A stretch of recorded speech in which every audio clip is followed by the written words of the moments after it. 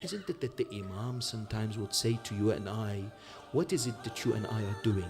Are we placing happiness in the heart of the Imam, or God forbid, are we making him sad? Are we placing grief in his heart or joy in his blessed heart? Let me give you this story because it highlights how the Imam alayhi salam looks for his followers who place happiness in his heart. There is a great scholar by the name of Sayyid Mehdi Bahr al-Ulum, Radwanullahi ta'ala alayh, one of our great ulama who was what? He was in Najaf al-Ashraf, and he passed away many years ago. It is said that he had some communication with the Holy Twelfth. One day he decided to visit the city of Hilla, where I am honored to be from, yes, in Iraq. Hilla, he decides to go. This is a marja. He's visiting a city. There is a huge number of people waiting for him at the entrance of the city. When he enters, they all ask him, they say, Maulana, we want you to stay in our house. We want you to remain in our house. The rich, the ulama, the merchants, the people who are in charge, yes. He looks and he finds one individual who's not amongst them, and he says, I'm staying in this person's house. They turn. It's a normal individual. Normal as in the minds of people, yes? As in he is not anyone special in any modern or contemporary or worldly measures. They say nothing. They say, we don't want to upset him. He's decided to stay in this person's house. He goes and he stays in that person's house for a few days. He watches their action. The Sayyid Mehdi Bahr al-Ulum, yes, a great scholar, watches the action of this man. After a few days, comes and sits with him and says, I've seen your day-to-day tasks. You seem to be doing like everyone else. Salah, going to work, coming back, normal. Have you done anything special in your life? This man said, no, my marja, I have not done anything. I'm just a normal person. As you see what you get, yes?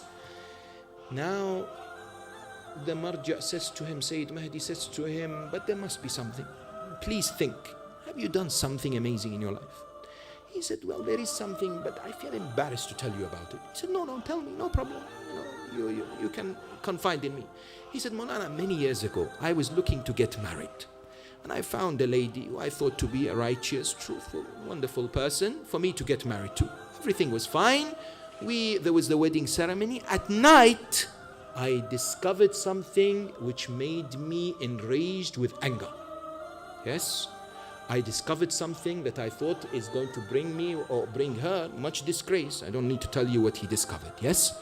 He said, when I discovered this, I went and stood up and said, I'm going to go to your house and I'm going to expose you and I'm going to tell to your family and and I'm going to divorce you straight away, and because of this disgrace. Yes, because I expected to marry somebody who is not married before, yes, who has not consummated the marriage before. We are told that this lady, his wife, began to shake and cry and beg him and said, please, what are you going to achieve from this? Number one, they might kill me because there was a tribalistic society. Yes, this was something big. Number two, I will never marry again if I stay alive. And number three, my family's reputation will be destroyed completely. Therefore, please, don't do this. He said, I was raging with anger. I said, why should I? You have deceived me. Yes? You only marry once. Well, as people say. Yes? The idea is what? The idea is, he said, at that moment, I walked away from the door and I was about to go to the family. Then for that moment, please, mind that moment. Think about that moment. He said, I stood and I said, let me calm down. I sat down. And I calmed down. Then I started to think, what am I going to achieve through this? I'm going to destroy a whole family. I'm just going to achieve personal gratification. I feel good about myself, yes? She came to him and said, if you forgive me, I swear I will be the best wife that I can be for you. I am for you. I'm not this, I'm this. I'm remorseful for what I did in the past. He said to the marja, Maulana, I didn't do anything. I said, for the sake of Allah, I will forgive her. And I passed on. And alhamdulillah, we're living together.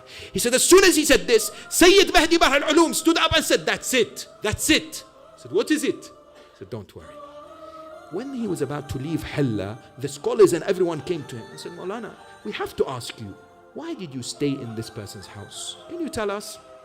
Sayyid Mehdi Bahr al-Ulum said, it was not my decision, it was his. It was his. That's all he said. Imam alayhi salam had chosen that individual for the marja' to stay in his house. Why?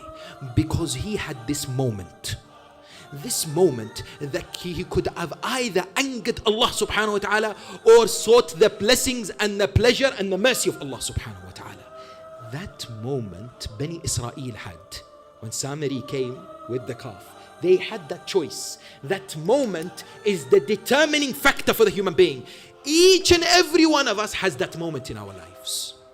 Each and every one of us goes through this moment where they are able to make this decision. Hur ibn Yazid al-Riyahi had that moment. إني أخير نفسي بين الجنة والنار. I'm choosing between hell and heaven. He chose the right path, isn't it? You and I have so many moments in our lives. The Imam alayhi salam is asking us, I want that moments for you to do it for the sake of Allah, and it will bring me happiness in my heart.